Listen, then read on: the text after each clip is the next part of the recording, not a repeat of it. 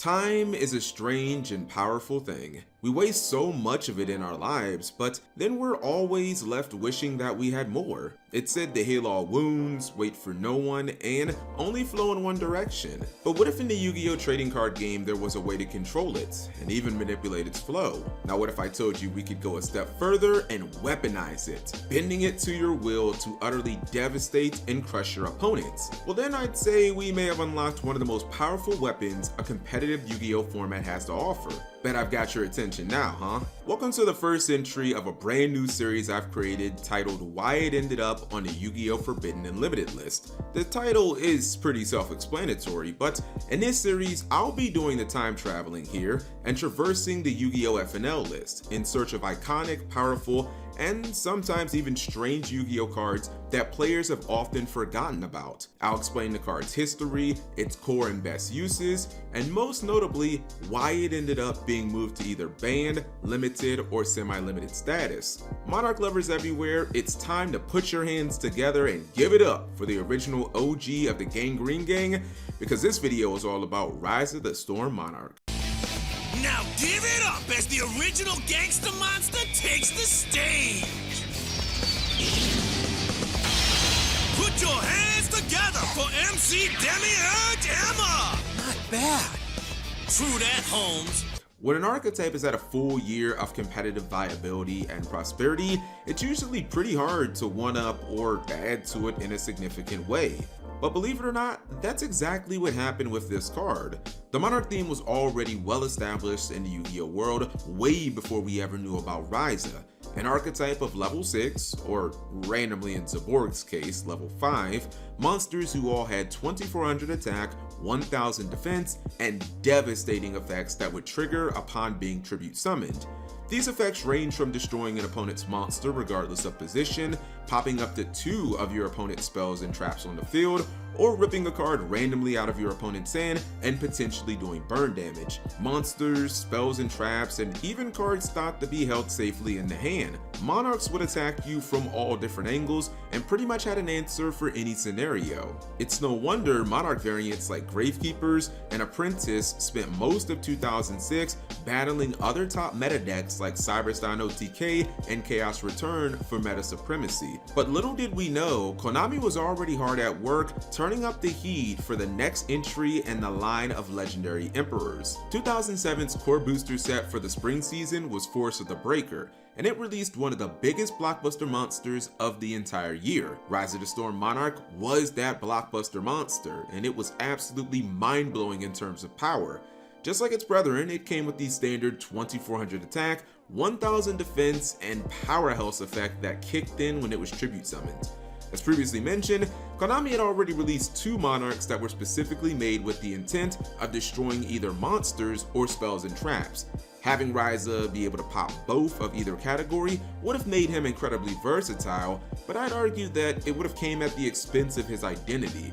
At that point, he would have just felt like a weird crossover of Zaborg and Mobius. Coming off the theme's biggest failure ever, Grand Morg the Rock Monarch, which is a completely different story unto itself and something I'll save for another video, I don't think Konami wanted to risk releasing 2 Monarchs back to back that players wouldn't use. Because of this, and for the record, this is just my personal opinion, I believe Konami super overcompensated with Raiza's effect.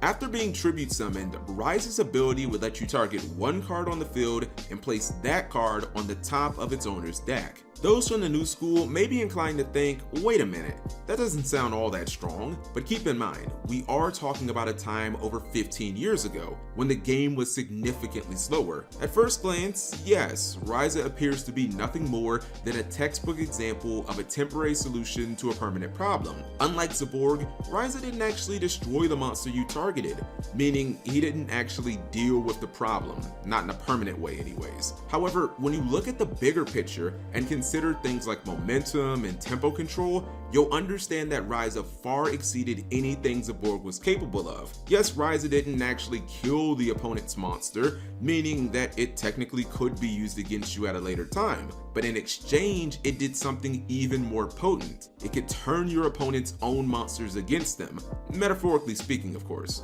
Imagine, if you will, two scenarios. One where your opponent's only monster on the field was a random Monarch in attack position, and the other where they had a set face-down Sangan. Now imagine in the same scenario that we had the option to tribute for either Zaborg or Raiza. With Zaborg, we could kill the opposing Sangan/Monarch, which would lead to us getting 2400 damage in, and in the Sangan scenario, our opponent getting a search for something like Spirit Reaper, Mystic Tomato, or DD Warrior Lady, probably in an attempt to stall or answer the Monarch on field. But what if we chose the Raiza play instead?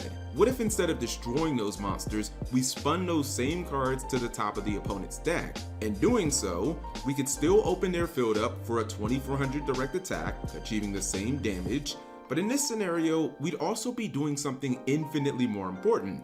We would lock out their next draw phase. Not literally, because they would still technically get a fresh card to draw, but for all intents and purposes, we'd be at an overwhelming advantage. Not only in this instance would you be denying your opponent a truly new card that could bail them out of this pickle, I'm talking Heart of the Cards Yu-Gi anime style, but even better, you'd be picking the exact card that your opponent was to draw because you put it on top of their deck to begin with. We all know that knowledge is power in this game, and knowing exactly what your opponent is getting next because, well, you manipulated their future, sounds like some S-tier level cheating, or maybe something you probably need a Shizu's Millennium Necklace to pull off. The thing was, Rise of the Storm Monarch actually let you do this. By the way, you can even adjust the scenario, changing Sangan to a commonly played monster at the time that might be set and wouldn't trigger when destroyed, like Dakochi, Mystic Tomato, or Spirit Reaper, in which permanently destroying it is probably more favorable. However, that doesn't discount the fact that in the same situation, Raiza still allows you to remove the monster for a turn, lock out your opponent's next draw phase by giving them said monster instead of an actual new card, and that you would still have vital information that your opponent will be drawing not only a monster, but one that they more than likely want to set, thus giving you key information and a turn to deal with the monster shall they choose to set it again. All this while denying them new resources the entire time. When you put all this together, in addition to the fact that Raiza could also go after back row, there was no contest between it and Zaborg the Thunder Monarch. If you're wondering why I'm mainly comparing it to Zaborg specifically, that's because Zaborg was the most similar to Raiza in purpose. At Shonen Jump Championship Minneapolis 2007, held in early June, there was no doubt how good Raiza was. This was the very first SJC that Force of the Breaker was legal at, and it took no time for Raiza to make its mark on the TCG as he appeared in 9 of the top 16 decks. As the format progressed, Raiza became the definitive Monarch of choice, even going as far as being a staple in the wildly popular and multi-time Shonen Jump winning Machine deck. It wasn't just Raiza's spot removal, versatility, and ability to lock out the opponent's next draw phase, thus setting them back a turn, that led to the card's popularity absolutely exploding, but also how well he synergized with other cards that gave you key information on your opponent. It should be known that Confiscation and Crush Card Virus were both legal during this format, as well as Trap Dust Shoot, which became insanely popular following Minneapolis. These cards all let you look at your opponent's hand and know what's coming, thus making it easier to enact a counter-strike. Raiza benefited from this tremendously because it made it that much easier to know what to spin back to the top of your opponent's deck. When multiple copies of Raiza were used in combination with each other, things got downright deadly. That was when what would go on to be known as Raiza locking occurred. Raiza locking was one of the format's most notorious maneuvers and consisted of using 2 Raizas back to back to ensure your opponent never saw any new resources. You can think of it as a more aggressive but nearly identical from a fundamental standpoint play as the Yada lock. Each turn, you get a new card in your draw phase in which to enact your strategy. But I never did. The Yada lock outright skips your opponent's next draw phase endlessly, while Raiza locking just gave them the same card over and over again while you mounted an offense using the Monarchs themselves. Usually 2 turns was all it took before it was lights out for your opponent. To Konami's credit, they monitored the format closely and saw how prevalent Raiza locking had become, so they took steps on the September 2007 Forbidden Unlimited list and hit many of the information sharing cards that synergize with Raiza so well.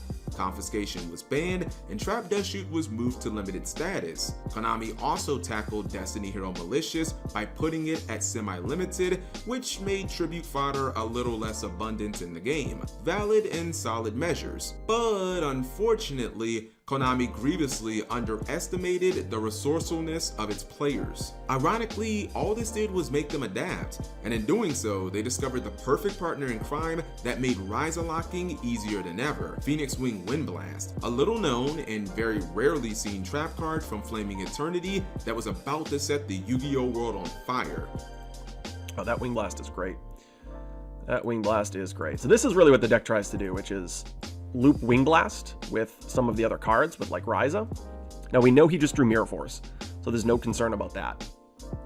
But it is something to note that if he gets a fresh draw step, which he's not going to get for a couple more turns from here. Ring. Ring's an interesting one here. So here what we're going to do is spin the Mirror Force one more time by utilizing the Malicious in the graveyard. So we're going to summon Raiza and spin the Mirror Force one more time. This is exactly what the deck does. Basically, it just loops Raiza and Wing Blast. Raiza and Wing Blast. You have a bunch of dead draws, and eventually we go in for game.